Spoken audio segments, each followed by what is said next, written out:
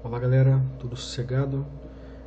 Hoje nós iniciamos um novo ciclo de estudos, tá? Eu espero que esteja tudo bem com vocês e com os familiares de vocês também. E hoje, para começarmos essa nova etapa, eu vou fazer uma recapitulação de alguns dos conteúdos que nós já trabalhamos antes da quarentena. Daqui, pessoal, eu listei estes principais temas. O primeiro deles é a definição de ética. E aqui, já para que vocês não esqueçam, eu falei lá no início do ano que nós estudaríamos no primeiro e segundo bimestre temas correlatos à ética.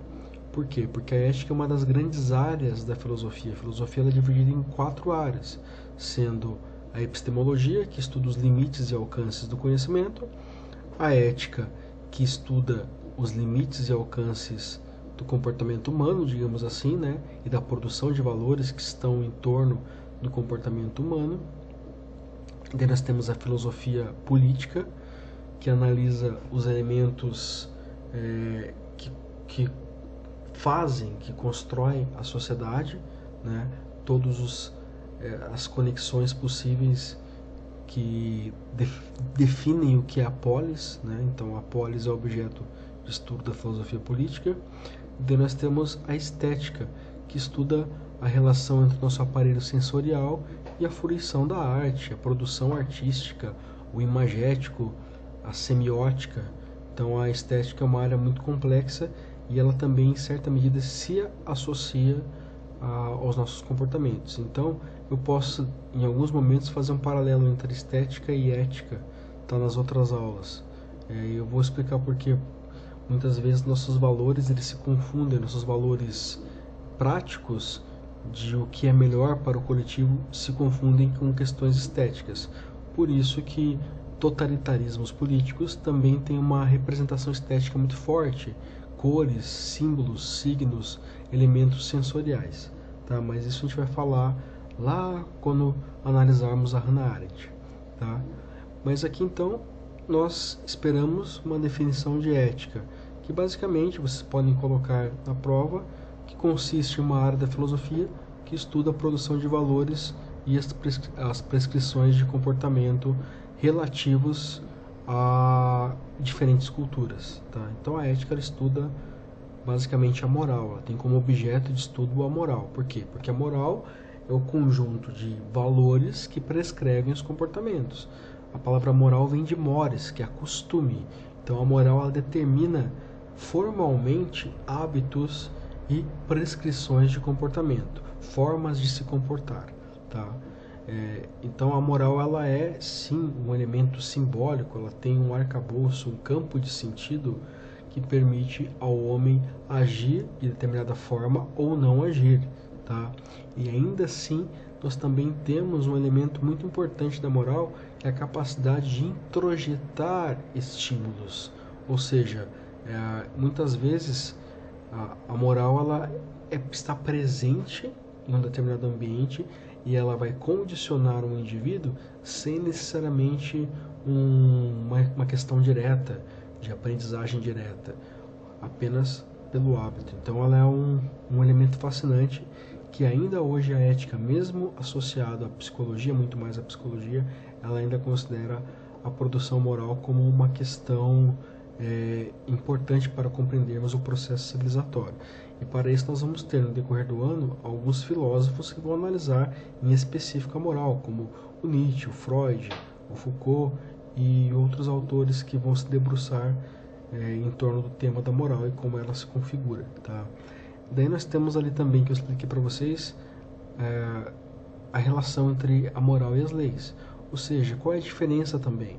Porque a moral é um conjunto de costumes, porém ela não é tão engessada. Você pode ser rechaçado se você não agir em conformidade com uma moral, você pode ser considerado imoral, inclusive, se você tiver um choque, um conflito muito forte entre determinados valores consolidados em uma sociedade e os seus próprios valores.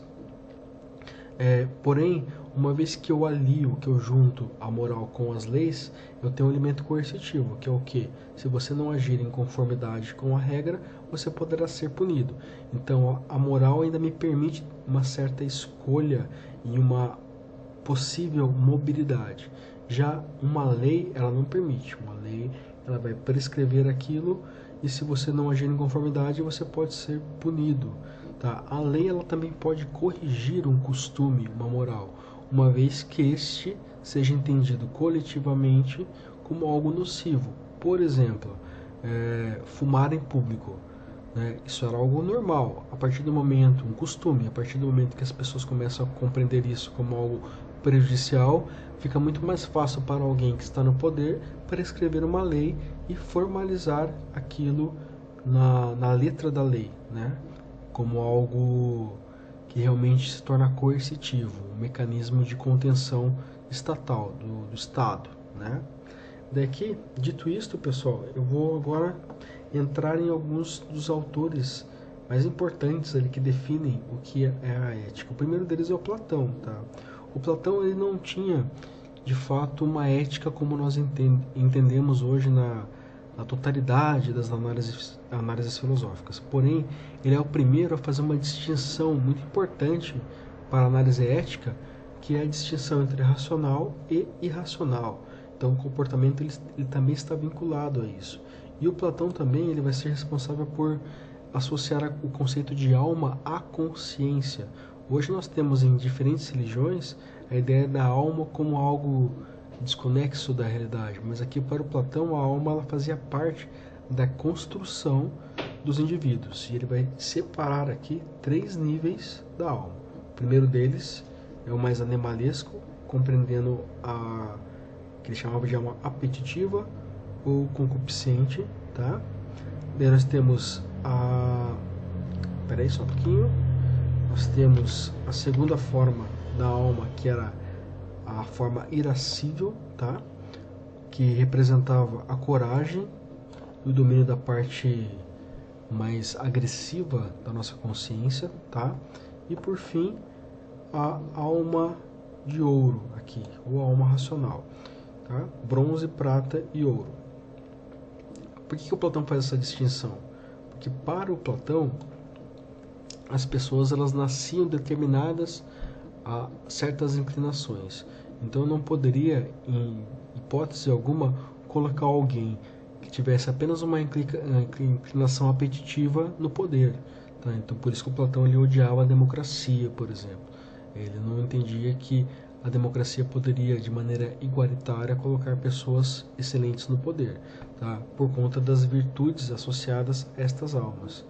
Então, aqui, como ele coloca as virtudes, basicamente são virtudes opostas. Então, a alma apetitiva ela pode ser controlada, né, com a temperança, que representa o controle dos desejos. A alma irascível, que é essa necessidade de se impor fisicamente, ela é controlada com o domínio da parte irascível, que seria, no caso, a coragem. A coragem ela não é a ação desmedida, ela é uma ação racional que busca o altruísmo, né? Busca, de certa forma, se impor para o outro, não como nós geralmente pensamos que ser corajoso assim, é simplesmente se expor ao perigo. Né? E, por fim, aqui, a alma racional, que ela representa a sabedoria. Então, o governante ele deveria ter como obrigação a alma racional bem desenvolvida. Obviamente, o Platão ele vai entender isso aqui de forma determinista. Ele não vai pensar que isso aqui pode ser expandido ou até mesmo que exista uma mobilidade entre as pessoas para que isso tenha uma convergência, né, total, de que todas as pessoas possam desenvolver isso. Ele não pensa dessa forma. Mas o Aristóteles ele já vai ter uma outra percepção.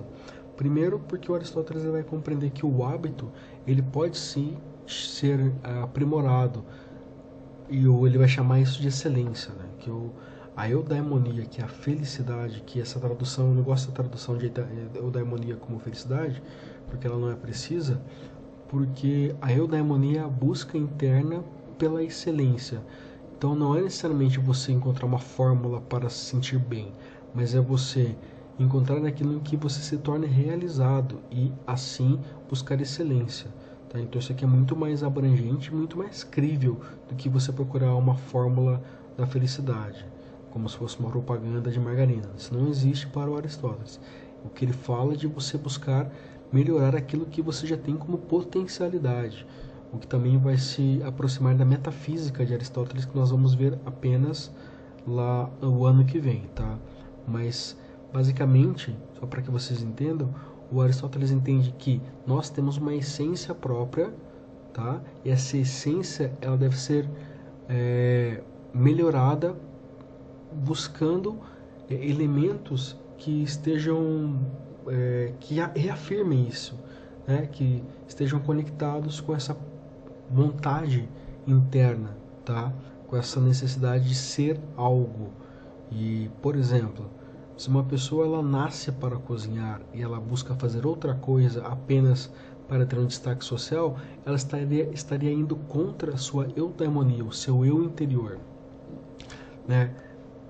Apareceu aqui até mesmo uma tradução da palavra eudaimonia, mas eu aqui é um prefixo que é algo bom, algo positivo. E daimon é esse eu interior, esse demônio interior que tem essa necessidade de se impor, porque ele é uma potência e ele tem que se tornar ato. Mas para se tornar ato tem que ter esse elemento da educação, tá? Portanto, o Aristóteles ele vai ser um pouco menos determinista que o Platão, porque ele vai entender que é possível, por meio do hábito, você desenvolver esse elemento interno que vai te permitir o acesso à eudaimonia, tá? Outra coisa que o Aristóteles vai fazer também, que é importante para a análise ética, é distinguir os níveis de compreensão do indivíduo em relação à sociedade. Para o Aristóteles, o homem ele é um animal político, zoon politikon. Ele, portanto, antes de se entender como um indivíduo que busca suas vontades interiores, ele tem que entender, nós todos temos que entender, que dependemos do aspecto gregário, social. Portanto, é muito importante que nós tenhamos bem definido como essa sociedade ela tem sua própria organização. Então, o Aristóteles ele vai dizer que existem 3 formas de compreensão do indivíduo em relação à sociedade. A primeira delas é a ideia de anomia, você nasce sem regras. Anomia aqui o prefixo a de negação, nomia de nomos, norma, tá? Então nós nascemos numa condição anômica e vamos nos adequando à medida que compreendemos a importância das regras do aparato gregário para a nossa sobrevivência. Então nós passamos da anomia para um estado de dependência de leis, de normas, para o estado da heteronomia, tá? E uma vez que nós estamos em sociedade, utilizamos as ferramentas da sociedade para nos desenvolvermos, você pode adquirir a autonomia, que é uma regra autoimposta a partir de uma avaliação racional. Então não é fazer apenas o que eu quero, o que eu quero fazer, mas aquilo que eu faço a partir da minha capacidade de avaliar a partir de causa e efeito, de custo-benefício, o que é mais racional e mais objetivo. Tá? Então isso aqui é interessante para entendermos que hoje é uma distinção tão importante em termos de lei, até mesmo a ideia de anomia, né? Nós estamos, por exemplo, numa pandemia que ela ameaça as nossas instituições e ela nos traz para próximo do fantasma da anomia. O que é anomia? A ausência de regras, é cada um por si. Quando a sociedade e todas as instituições que mantêm uma sociedade, elas deixam de existir. Então o que o Aristóteles está dizendo? Que nós só mantemos um bem-estar e, consequentemente, a nossa integridade física, psíquica e moral se nós olharmos para o coletivo, para a polis. Por isso, política, né? A análise da polis.